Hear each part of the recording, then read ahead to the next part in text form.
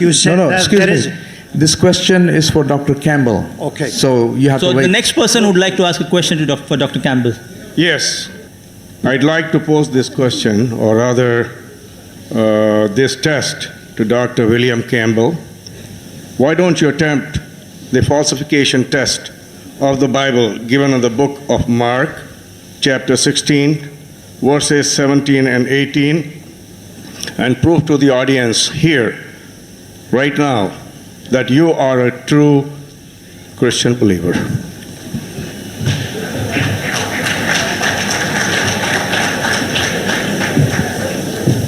Well, I don't agree with Dr. Naik's interpretation. Jesus himself was tempted, and the devil said, well, if you're the Son of God, throw yourself off the temple. And Jesus said, you will not tempt the Lord your God. And so if I was to stay and say, oh yes, I'm going to be sure and do a miracle in front of you, I would be tempting God. My friend, Harry Radcliffe, he had promised to go. And so he decided to keep his promise and trust God to do his will.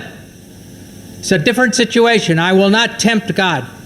Test God, but here we aren't testing God, we are testing the human being. We should not test God, but here we are testing you, and God promises that any believer who has deadly poison, he will not die. He'll be able to speak in foreign tongues. We aren't testing God, we know God is correct. He will see to it that every believer can speak. We are testing you whether you're a believer or not. Coming to the question of the sister.